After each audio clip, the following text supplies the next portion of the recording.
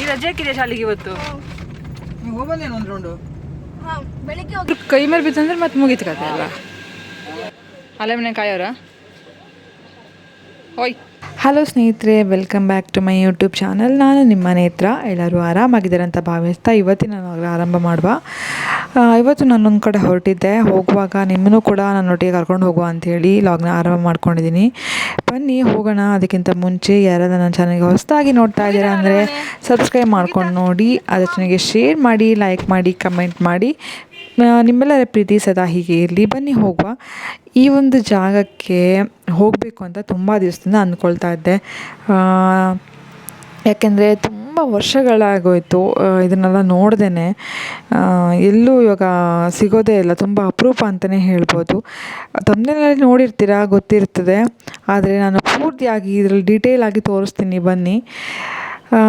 ಅಂತೂ ಇಂತೂ ನಾವು ಆಲೆಮನೆ ಹತ್ತಿರ ತಲುಪಿದ್ದೀವಿ. ಆಲೆಮನೆ 1 ಕಿಲೋಮೀಟ್ರ್ ಹಿಂದೆಯೇ ಆ ಒಂದು ಸ್ಮೆಲ್ ಇದೆಯಲ್ಲ, ಘಮ ಇದೆಯಲ್ಲ, ವಾವ್!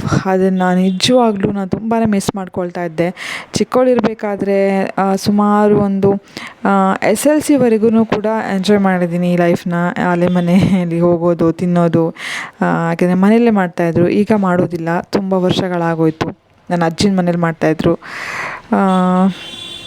ಈಗಂತೂ ಎಲ್ಲೂ ಸಿಗೋದಿಲ್ಲ, ತುಂಬ ಅಪರೂಪ ಅಂತಲೇ ಹೇಳ್ಬೋದು. ಆಲೆಮನೆ ಎಲ್ಲ ನೋಡಲಿಕ್ಕೆ ಸಿಗುವಂಥದ್ದು ಸಿಕ್ಕಾಪಟ್ಟೆ ಅಪರೂಪ. ನನಗಂತೂ ಸಿಕ್ಕಾಪಟ್ಟೆ ಖುಷಿ ಆಯಿತು, ಸಿಕ್ಕಾಪಟ್ಟೆ ಇಷ್ಟ ಆಯಿತು. ನಿಮಗೂ ಇಷ್ಟ ಆಗ್ಬೋದು. ಬನ್ನಿ. ಇಲ್ಲಂತೂ ಕಬ್ಬಿನ ರಾಶಿ ಸಿಕ್ಕಾಪಟ್ಟೆ ಹಾಕಿದ್ರು.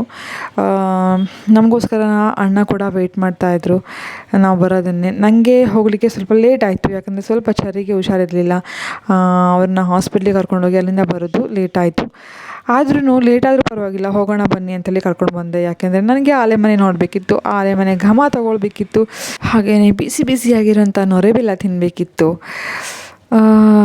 ಕಬ್ಬು ತಿನ್ನಬೇಕಿತ್ತು.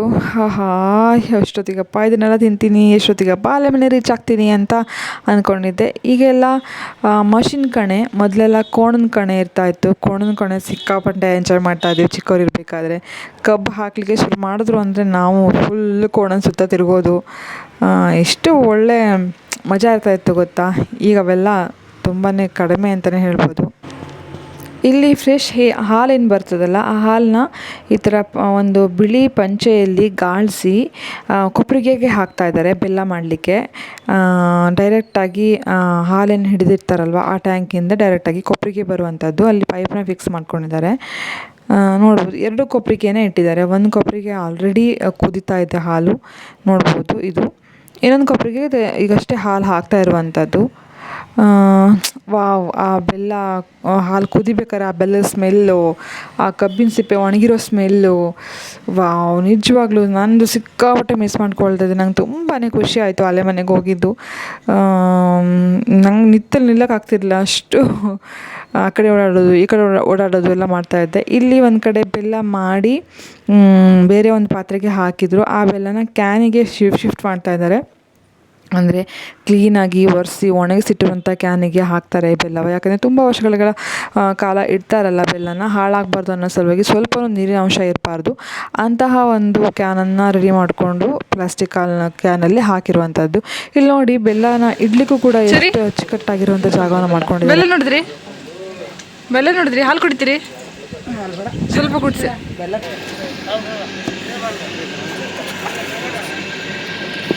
ಇದು ಕಟ್ಟಿಗೆ ಹಾಕ್ಬೇಕಳಿಲ್ಲ, ಸಿಪ್ಪೆ ಮಾತ್ರ. ಕಟ್ಟಿಗೆ ಒಲೆ ಬೇರೆನಾ?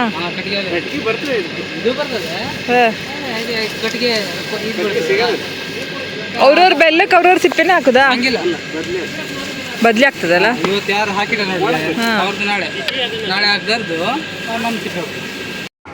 ಅವ್ರನ್ನೆಲ್ಲ ಒಂದೊಳ್ಳೆ ಮಾತಾಡ್ಸ್ಕೊಂಡು ಬಂದಿದ್ದಾಯಿತು. ಈಗ ಫ್ರೆಶ್ ಹಾಲು ಸಿಕ್ತು. ಒಂದು ತಮಗೆ ಫುಲ್ ನಾನೇ ಕುಡಿದೆ. ಸಿಕ್ಕಾಪಟ್ಟೆ ಚೆನ್ನಾಗಿತ್ತು, ತುಂಬ ಫ್ರೆಶ್ ಆಗಿತ್ತು.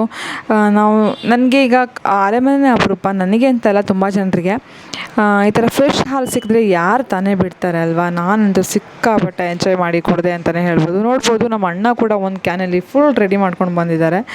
ಹಾಗೆ ಸ್ವಲ್ಪ ಚರಿಗೂ ಕುಡಿಸ್ತಾ ಇದ್ದೀನಿ. ಕಬ್ಬಿನಲ್ಲಿ ಕುಡಿಸೋದ್ರಿಂದ ತುಂಬಾ ಒಳ್ಳೆಯದು ಆರೋಗ್ಯಕ್ಕೆ. ಅಪರೂಪಕ್ಕೆ ಕುಡಿಬೋದು, ಏನೂ ತೊಂದರೆ ಆಗೋದಿಲ್ಲ ಅನ್ನೋ ಸಲುವಾಗಿ ಚರಿ ಕೂಡ ಕಬ್ಬಿನೆಲ್ಲ ಕುಡಿಸ್ತಾ ಇದ್ದೀನಿ. ಎಲ್ಲರೂ ಸ್ವಲ್ಪ ಸ್ವಲ್ಪ ಕಬ್ಬಿನ ಹಾಲು ಕುಡಿದು ಎಂಜಾಯ್ ಮಾಡಿದ್ವಿ. ನಮಗೋಸ್ಕರ ಫ್ರೆಶ್ ಹಾಲು ಹಿಡಿದಿಟ್ಟಿದ್ರು. ಹಾಗಾಗಿ ನಾವು ಸಿಟಿಯಲ್ಲಿ ಕುಡಿತೀವಿ ಅಂದರೆ ಅದಕ್ಕೆ ಶುಂಠಿ ಹಾಕೋದು, ಲಿಂಬು ಹಾಕೋದು, ಅದು ಹಾಳಾಗಬಾರ್ದು ಅಂತೆಲ್ಲ ಐಸ್ ಕ್ಯೂಬ್ಸ್ನ ಹಾಕೋದು, ಈ ಥರದ್ದೆಲ್ಲ ಮಾಡ್ತಾರೆ. ಇಲ್ಲಿ ಯಾವುದೇ ಮಿಕ್ಸಿಂಗ್ ಇರೋದಿಲ್ಲ. ಫ್ರೆಶ್ ಕಬ್ಬನ್ನ ಹಿಂಡೋದು, ಕುಡಿಯೋದು ಎರಡೇ ಕೆಲಸ. ನೀವು ಅದನ್ನು ಎಂಜಾಯ್ ಮಾಡಿದ್ದೀರ ಅಂತ ಅಂದ್ಕೊಂಡಿದ್ದೀನಿ. ನಾನಂತೂ ಸಿಕ್ಕಾಪಟ್ಟೆ ಎಂಜಾಯ್ ಮಾಡಿದೆ. ಹಾಗೆ ಬಿಸಿ ಬಿಸಿ ಬೆಲ್ಲ ತಿನ್ನೋ ಸಮಯ ಬಂದೇ ಬಿಡ್ತು. ನಾನಂತೂ ಬಾಳೆ ಎಲೆ ಇಟ್ಕೊಂಡು ಕಾಯ್ತಾ ಇದ್ದೆ ಅಂತಲೇ ಹೇಳ್ಬೋದು ಬಿಸಿ ಬೆಲ್ಲವನ್ನು ತಿನ್ನಲಿಕ್ಕೆ. ಎಷ್ಟೊತ್ತಿಗಪ್ಪ ಬಿಸಿ ಬೆಲ್ಲ ಕೊಡ್ತಾರೆ, ನೊರೆ ಬೆಲ್ಲ ಕೊಡ್ತಾರೆ ಅಂತ. ಚಿಕ್ಕವಳು ಇರ್ಬೇಕಾದ್ರೆ ನಂಗೆ ಸಿಕ್ಕಾಪಟ್ಟೆ ಇಷ್ಟ ನೊರೆ ಬೆಲ್ಲ ಅಂದರೆ. ಅದು ಟೆಕ್ಸ್ಚರೇ ಸಖತ್ತಾಗಿರುತ್ತೆ, ಬಿಸಿ ಬಿಸಿ ಆಗಿರುತ್ತೆ, ಬಾಯಲ್ಲಿಟ್ಟರೆ ನೀರಾಗ್ತದೆ. ಎಷ್ಟು ಚೆಂದ ಗೊತ್ತಾ ಈ ಆಲೆ ಮನೆಯಲ್ಲಿ ಬಿಸಿ ಬಿಸಿ ಬೆಲ್ಲ ತಿನ್ನೋದು. ಎಷ್ಟೋ ವರ್ಷಗಳ ನೆನಪೇ ಆಯಿತು ಅಂತಲೇ ಹೇಳ್ಬೋದು. ನಾವು ಚಿಕ್ಕವಳು ಇರಬೇಕಾದ್ರೆ ಮಾಡಿರುವಂಥ ತುಂಟಾಟ ಸಿಕ್ಕಾಪಟ್ಟೆ ಎಂಜಾಯ್ ಮಾಡಿದೆ. ಅಂದರೆ ಸಿಕ್ಕಾಪಟ್ಟೆ ಇಷ್ಟ ಆಯಿತು ನನಗೆ. ಹಾಗಾಗಿ ಇಷ್ಟೊಂದೆಲ್ಲ ಮಾತಾಡ್ತಾ ಇದ್ದೀನಿ, ಏನೂ ಅಂದ್ಕೋಬೇಡಿ. ಬನ್ನಿ ಬಿಸಿ ಬಿಸಿ ಬೆಲ್ಲ ತಿನ್ನೋಣ ಈಗ. ಆ ಬೆಲ್ಲ ತಿನ್ನೋದು ಒಂದು ಮಜಾ ಹೇಗೆ ಗೊತ್ತಾ? ಈ ಥರ ಬಾಳೆ ಎಲೆಯಲ್ಲಿ ಹಾಕ್ಕೊಂಡು ಕಬ್ಬಿನ ಸಿಪ್ಪೆಯಲ್ಲಿ ಬೆಲ್ಲ ತಿಂತಾಯಿದ್ರೆ ಆ ಮಜಾನೇ ಬೇರೆ ಗೊತ್ತಾ. ಸಿಕ್ಕಾಪಟ್ಟೆ ಚೆನ್ನಾಗಿತ್ತು. ಎಲ್ಲರೂ ಕೂಡ ಬಾಳೆ ಎಲೆಯಲ್ಲಿ ಕಬ್ಬಿನ ಅಂದರೆ ಬಿಸಿ ಬೆಲ್ಲವನ್ನು, ನೊರೆ ಬೆಲ್ಲವನ್ನು ಹಾಕ್ಕೊಂಡು ತಿಂತಾಯಿದ್ದೀವಿ, ಎಂಜಾಯ್ ಮಾಡ್ತಾಯಿದ್ದೀವಿ.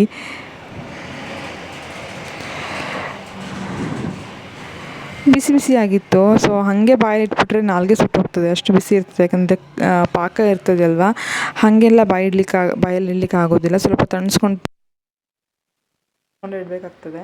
ಸರಿ, ಅವರು ಟೇಸ್ಟ್ ಮಾಡ್ತಾ ಇರೋದು ಫಸ್ಟ್ ಟೈಮ್ ಆಲೆ ಮನೆಯ ಎಕ್ಸ್ಪೀರಿಯೆನ್ಸ್ ಅವರಿಗೆ. ನಾನು ಚರಿಗೂ ಕೂಡ ಅಷ್ಟೇ, ಅಲ್ಲಿ ಕರ್ಕೊಂಡು ಹೋಗಬಾರ್ದು, ಇಲ್ಲಿ ಕರ್ಕೊಂಡು ಹೋಗಬಾರ್ದು, ಅದನ್ನು ತಿನ್ನಬಾರ್ದು, ಇದನ್ನು ತಿನ್ನಬಾರ್ದು, ಯಾವುದೇ ರೀತಿ ಇಟ್ಕೊಂಡಿಲ್ಲ. ಎಲ್ಲ ಕರ್ಕೊಂಡು ಹೋಗ್ತೀವಿ, ನಾವೇನು ತಿಂತೀವಿ ಅದನ್ನೇ ಕೂಡ ತಿನ್ನಿಸ್ತೀನಿ. ಇಲ್ಲಿ ನೋಡ್ಬೋದು ಬೆಲ್ಲ ಶೇಖರಣೆ ಮಾಡಿ ಇಟ್ಕೊಂಡಿದ್ದಾರೆ. ಇವೆಲ್ಲವೂ ಕೂಡ ಸೇಲಿಗೆ ಹೋಗ್ತದೆ. ಫ್ರೆಶ್ ಬೆಲ್ಲ ಯಾರಿಗೆ ಕೂಡ ಸಿಗ್ತದೆ ಅಲ್ವಾ. ಈ ಥರ ಬೆಲ್ಲಗಳು ಆಲ್ರೆಡಿ ಬುಕ್ ಆಗಿರ್ತದೆ, ಸಿಗೋದೇ ಇಲ್ಲ. ನಾವು ಕೂಡ ಒಂದು ಕ್ಯಾನ್ನ ಕೇಳಿದ್ವಿ, ಆಲ್ರೆಡಿ ಎಲ್ಲ ಬೆಲ್ಲ ಬುಕ್ ಆಗಿತ್ತು. ಆದರೂ ಒಂದು ಕ್ಯಾನ್ನ ಬುಕ್ ಮಾಡ್ಕೊಂಡು ಬಂದ್ವಿ. ಸೇಲ್ ಮಾಡ್ತೀರಾ ಬೆಲ್ಲ? ವ್ಯಾಪಾರ ಮಾಡೋದಾ?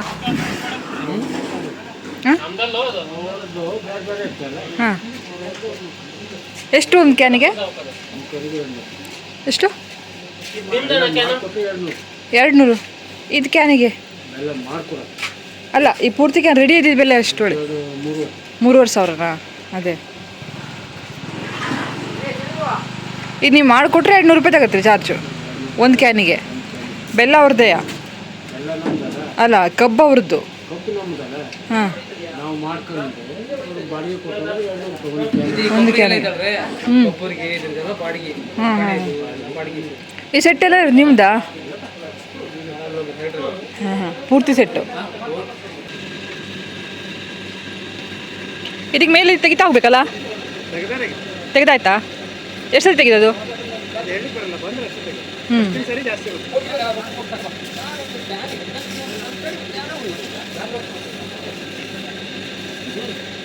ಓ, ಇದಿದು ವೀಲ್ ಉಂಟಲ್ಲ ಇದಕ್ಕೆ? ಮೊದಲೆಲ್ಲ ಎತ್ಕೊಂಡು ಹೋಗ್ಬೇಕಿತ್ತು. ಇದು ಎಷ್ಟು ಲೀಟ್ರದು? ಇದು ಎಷ್ಟು ಲೀಟ್ರ್ ಕಪ್ಪಿರಿಗೆ? ಹಾಂ, ಓ ಹಾಗೆ.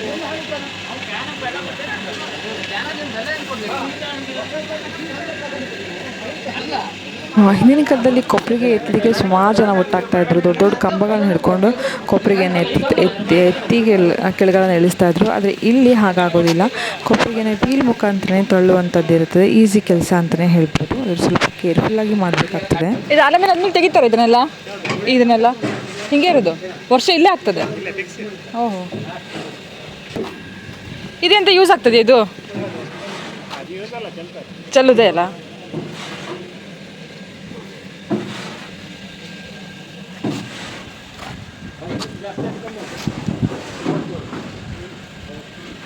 ಇಲ್ಲಿ ನೋಡ್ಬೋದು, ನಾನು ಆಲೆಮನೆ ಸುತ್ತಮುತ್ತಲಿನ ವಾತಾವರಣ ತೋರಿಸ್ತಾ ಇದ್ದೀನಿ. ಎಷ್ಟು ಸಖತ್ತಾಗಿದೆ, ಎಷ್ಟು ಸುಂದರವಾಗಿದೆ ಅಂತ. ಹಾಗೆಯೇ ಹಿಂದೆ ಮುಂದೆ ಎಲ್ಲಿ ನೋಡಿದ್ರೂ ಕಬ್ಬಿನ ಸಿಪ್ಪೆಯನ್ನು ತುಂಬಿದೆ. ಅಷ್ಟು ದೊಡ್ಡ ಜಾಗದಲ್ಲಿ ಆಲೆಮನೆಯನ್ನು ಏರ್ಪಡಿಸಿದ್ದಾರೆ. ನೋಡ್ಬೋದು, ನಾವು ಹೊರಗಡೆಯಿಂದ ಪೂರ್ತಿಯಾಗಿ ಆಲೆಮನೆಯ ಒಂದು ಸೌಂದರ್ಯವನ್ನು ತೋರಿಸ್ತಾ ಇದ್ದೀನಿ ಅಂತಲೇ ಹೇಳ್ಬೋದು. ಎಷ್ಟು ಅದ್ಭುತವಾಗಿದೆ ಅಲ್ಲ. ಆ ಅರೋಮಾ ಅಂತೂ ನಿಜವಾಗ್ಲೂ ಸ್ನೇಹಿತರೆ ಸಿಕ್ಕಾಪಟ್ಟೆ ಎಂಜಾಯ್ ಮಾಡ್ತೇವೆ. ನಿಜವಾಗ್ಲೂ ನಂಗೆ ಇಲ್ಲಿ ಎಕ್ಸ್ಪ್ಲೇನ್ ಮಾಡಲಿಕ್ಕಾಗ್ತಿಲ್ಲ, ಅಷ್ಟು ಖುಷಿ ಆಗ್ತಾ ಉಂಟು. ಆ ವಿಡಿಯೋ ನೋಡ್ರಿ ಕೂಡ ಮತ್ತೊಂದು ಸರ್ತಿ ಹೋಗ್ಬೇಕು ಅಂತ ಅನ್ನಿಸ್ತಾ ಇತ್ತು. ಇಲ್ಲಿ ಒಲೆಗೆ ಬೇಕಂದರೆ ಸಾಮಗ್ರಿಗಳನ್ನ ಇಲ್ಲಿಟ್ಟಿರ್ತಾರೆ. ಈ ಒಲೆ ಎಲೆಕ್ಟ್ರಿಕಲ್ ಒಲೆ ಥರ ಸಿಪ್ಪೆ ಮಾತ್ರ ಹಾಕುವಂಥದ್ದು, ಕಟ್ಟಿಗೆ ಹಾಕಿರುವಂಥದ್ದಲ್ಲ. ಒಳಗಡೆ ಫ್ಯಾನ್ ಎಲ್ಲ ಇರುತ್ತೆ, ಬೆಂಕಿ ಆರದಿರೋ ಥರ ಪ್ರೊಟೆಕ್ಟ್ ಮಾಡ್ತದೆ. ಬರೀ ಸಿಪ್ಪೆಯಿಂದ ಮಾತ್ರ ಬೆಲ್ಲವನ್ನು ಕಾಯಿಸುವಂಥದ್ದಂತೆ. ಅದ್ರೊಳಗಡೆ ಫ್ಯಾನ್ ಉಂಟು ಅಂದ್ರಲ್ಲ, ಅದು ಬೆಂಕಿ ಮೆಲ್ಟ್ ಆಗೋದಿಲ್ಲ?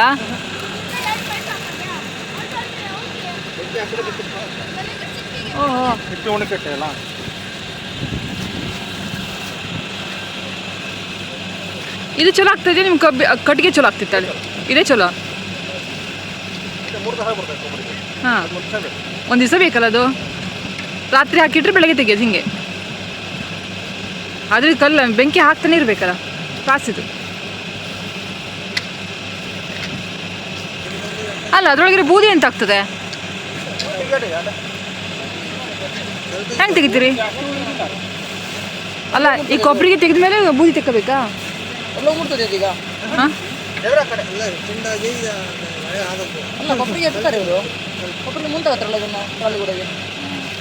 ಅವಾಗ ಬೂದಿ ತೆಕ್ಕೊಳ್ಳೋದು. ಹೋಗುವ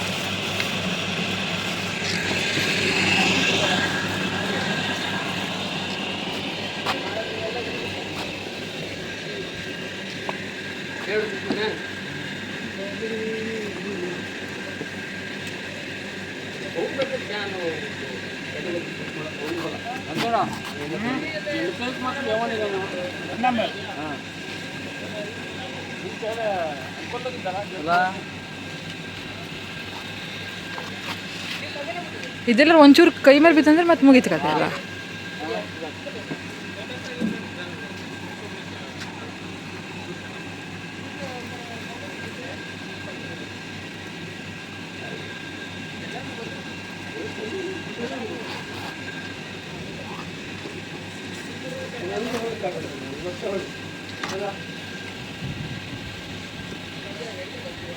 ಇದು ಬೆಲ್ಲ ಬಂದೋಳು ಹೆಂಗೆ ಗೊತ್ತಾಗ್ತದೆ ನಿಮಗೆ?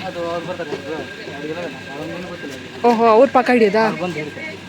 ಹೆಂಗೆ ಹಿಂಗೆ ಕೈಯಲ್ಲಿ ಮುಟ್ಟಿ ಹಿಡಿಯೋದಾ? ಹಾಂ,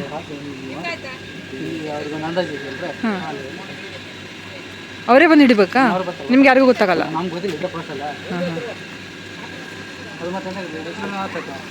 ಅದೆಂತ ಹಿಂಗೆ ಸಾದಾ ಬಟ್ಲಲ್ಲೇ ಅಥವಾ ಮಷೀನ್ ಹಂಗಿದೆ ಅಂತಾರವ? ಕೈಯಾಗೆ ನೋಡ್ತಾರೆ. ಅದ ನೋಡಿ ಗೊತ್ತಿದೆ.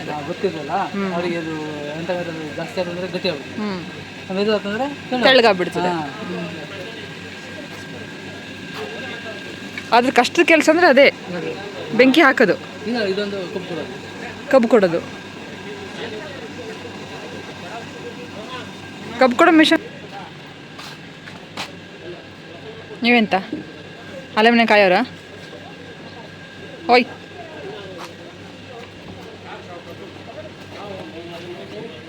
ಹಾಗೆಯೇ ಎಲ್ಲರನ್ನೂ ಒಂದರೊಳಗೆ ಮಾತಾಡಿಸಿದ್ವಿ, ಕಬ್ಬಿನ ಹಾಲು ಕುಡಿದ್ವಿ, ಬೆಲ್ಲ ತಿಂದ್ವಿ, ಎಲ್ಲ ಆಯಿತು. ಮನೆಗೂ ಒಂದು ಕ್ಯಾನ್ ಹಾಲು ರೆಡಿ ಮಾಡಿಟ್ಟಿದ್ರು. ಹಾಲು ತೊಗೊಂಡು ಇವಾಗ ಅಣ್ಣನ ಮನೆ ಹತ್ರ ಹೋಗ್ತೀವಿ. ಅಲ್ಲಿ ಹೋಗಿ ಅವರನ್ನೆಲ್ಲ ಮಾತಾಡಿಸ್ಕೊಂಡು ಮಧ್ಯಾಹ್ನ ಊಟ ಅಲ್ಲೇ ಮುಗಿಸಿ ಅದಾಗಿದ ಮೇಲೆ ನಾವು ಮನೆಗೆ ಹೋಗುವಂಥದ್ದು. ಇಲ್ಲಿ ಇವ್ರ ಮನೇಲಿ ಎದುರುಗಡೆನೇ ಕೊಟ್ಟಿಗೆ ಇದೆ. ಕೊಟ್ಟಿಗೆಲಿ ದನ ಕೂಡ ಇತ್ತು, ಅಂದರೆ ಹೊರಗಡೆ ಬಿಟ್ಟಿರಲಿಲ್ಲ. ನಮ್ಮ ಚರಿಗೆ ದನ ಕರು ಅಂದರೆ ಸಿಕ್ಕಾಪಟ್ಟೆ ಇಷ್ಟ. ಅದನ್ನು ಮಾತಾಡಿಸ್ಕೊಂಡು ಮನೆಗೆ ಬಂದ್ವಿ. ಮೊದಲನೇ ಬಾರಿಗೆ ಚರಿ ಮನೆಗೆ ಬಂದಿರೋದ್ರಿಂದ ಹಾಗೇ ಮನೆ ಒಳಗಡೆ ಕರ್ಕೊಳ್ಳೋದಿಲ್ಲ. ನಮಗಿಬ್ರಿಗೂ ಆರತಿ ಮಾಡಿನೇ ಒಳಗಡೆ ಕರ್ಕೊಳ್ತಾರೆ. ಅಂದರೆ ಬಾಣಂತಿಯಾಗಿ ಫಸ್ಟ್ ನಾನು ಬಂದಿರೋವಂಥದ್ದು. ಚರಿ ಮೊದಲನೇ ಬಾರಿಗೆ ಅವ್ನು ಹುಟ್ಟಿದ ಮೇಲೆ ಫಸ್ಟ್ ಇಲ್ಲಿ ಬರ್ತಾ ಇರುವಂಥದ್ದು. ಹಾಗಾಗಿ ಈ ಥರ ಒಂದು ಹಾನ ಮಾಡಿ ಒಳಗಡೆ ಕರ್ಕೊಳ್ತಾರೆ. ಇದು ನಮ್ಮ ಹಳ್ಳಿ ಕಡೆ, ಎಲ್ಲ ಕಡೆ ಹೋದರೂ ಇದೇ ರೀತಿ ಮಾಡುವಂಥದ್ದು ಮೊದಲು ಹೋಗಿದ್ರೆ. ಇಷ್ಟೇ ಸ್ನೇಹಿತರೆ, ನಿಮ್ಮೆಲ್ಲರಿಗೂ ಇವತ್ತು ಅಲೆ ಮನೆ ಲಾಗ್ ಇಷ್ಟ ಆಯಿತು ಅಂತ ಅಂದ್ಕೊಂಡಿದ್ದೀನಿ. ಇಷ್ಟ ಆದರೆ ದಯವಿಟ್ಟು ಆದರ್ಶನಿಗೆ ಶೇರ್ ಮಾಡಿ, ಲೈಕ್ ಮಾಡಿ, ಕಮೆಂಟ್ ಮಾಡಿ. ಬಿಸಿಲಂತೂ ಸಿಕ್ಕಾಪಟ್ಟೆ ಉಂಟು. ಹೊರಗಡೆ ಬೀಳೋಕ್ಕೆ ಆಗಲ್ಲ, ಅಷ್ಟು ಬಿಸಿಲುಂಟು.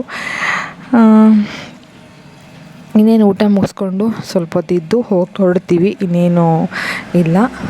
ಹಾಗಿದ್ದರೆ ಮತ್ತೆ ಮುಂದಿನ ಲಾಗಲ್ಲಿ ಸಿಗ್ತೀನಿ. Thank you so much. Bye, love you ಅಂತ ಹೇಳ್ತಾ ಎಲ್ಲರೂ ಖುಷಿಯಾಗಿ ಹ್ಯಾಪಿಯಾಗಿರಿ.